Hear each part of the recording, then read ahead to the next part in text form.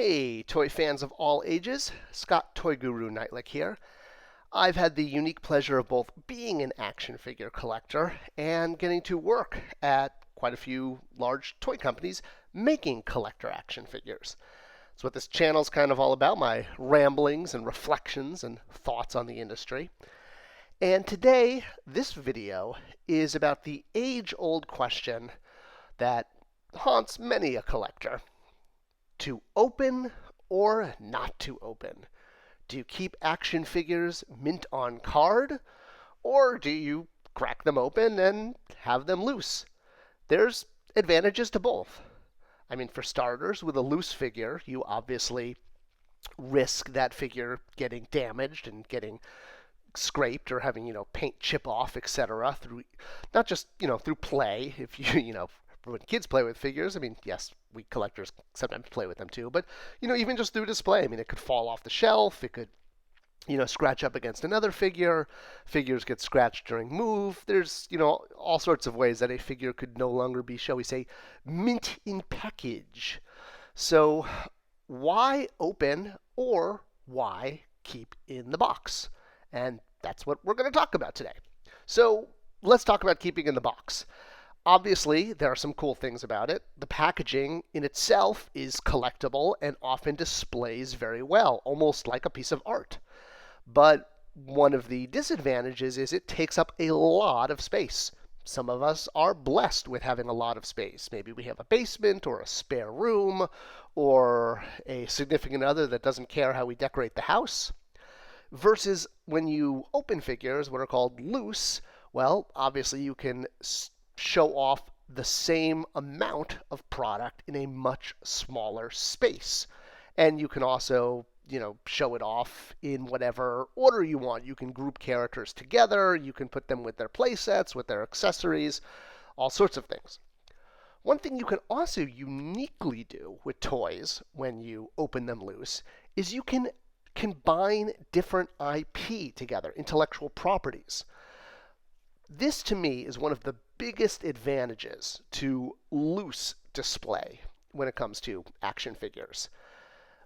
Toys as a medium, as a consumer product, I don't just think of toys as a consumer product. I think of them as a medium to express not just stories, but emotion and love of, of characters. And what they can do that no other medium can do is you can combine them together. I mean, of course, we know things like, Alien versus Predator. Occasionally, if there's two different intellectual properties at the same studio, they'll be able to make a movie where one, property faces off against another. Case in point, Batman v Superman. Batman had his own franchise, Superman had his own franchise, and in one movie, they could face off. Less likely to happen with something like Spider-Man versus Batman, right? Because Spider-Man is currently owned by Disney and Batman by Warner Brothers. So you might see them in comic books, but not in movies. As far as a toy is concerned, yeah, they're not going to team up in that either in the package. Well, I mean, unless you have a weird bootleg thing that you buy at Chinatown or in the toy district or overseas, you'll see this stuff kind of pop up all the time where they just package superheroes together and sell them without a license illegally. And even in the 70s, actually, probably that was the only time this was done legally, where you could have Marvel and DC figures literally in the same cross-sell together. I mean, that's Cap and Shazam, or Captain Marvel, in that bottom picture, as well as all of those DC figures on the top. You would probably never see this today. This was something, this was back in the day. But being able today to take two different characters from two different studio owners or two IP owners, here again, Spider-Man and Superman, put them together on one shelf telling a story, basically teaming up, fighting each other, being back to back, whatever it is, however you display them, this can only be done with toys. And to me, this is one of the major advantages to loose toy displaying, is that you could take toys from all these different IPs and put them on one shelf together, kind of expressing your love of all the things you like in pop culture and the specific things you like in pop culture and find ways to express that through the medium of toy.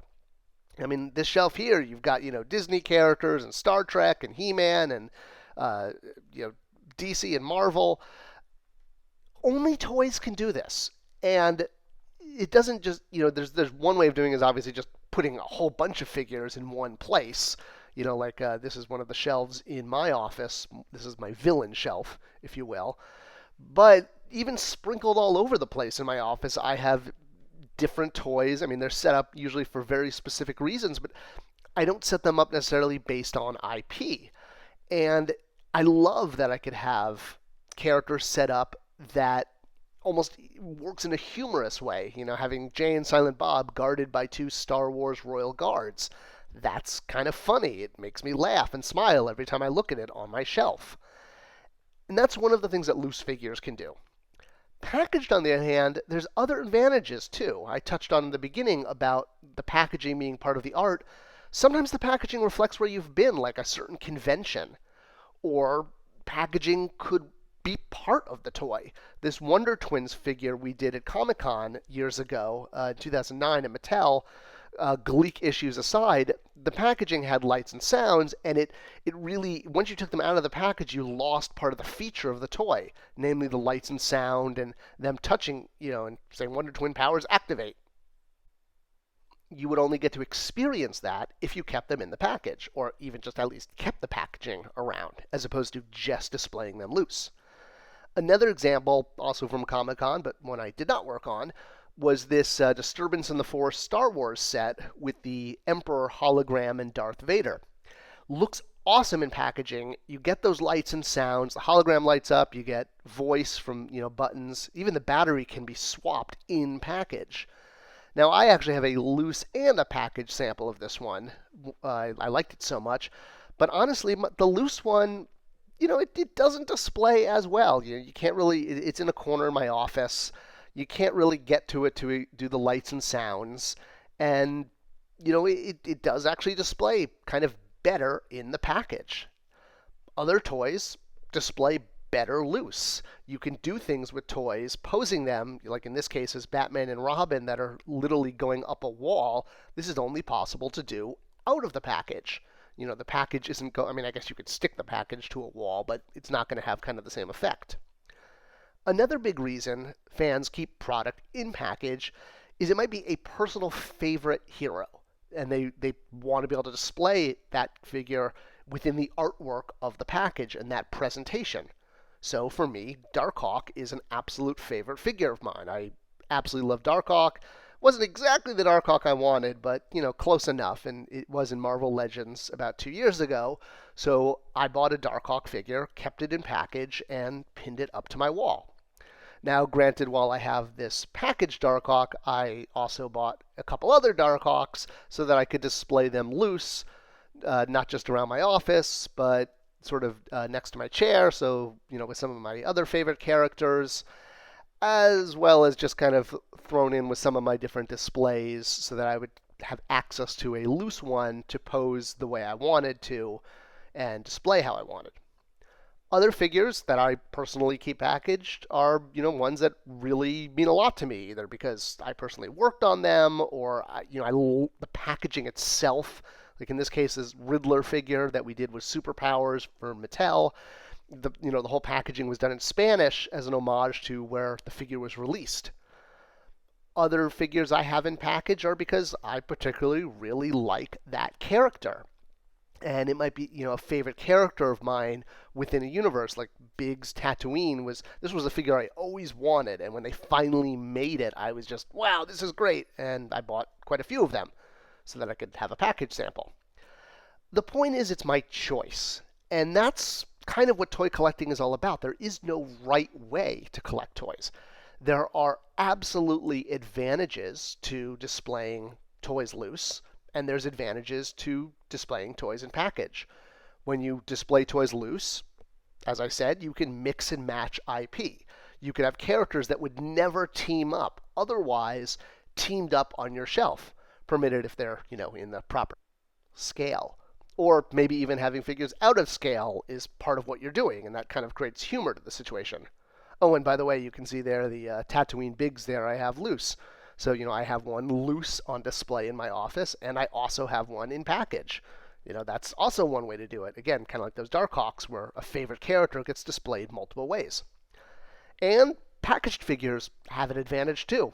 They are artwork into themselves and can look beautiful when displayed up on a wall or on a shelf, etc., etc., just keeping in mind how much space they take up. One of the disadvantages of keeping figures in the package.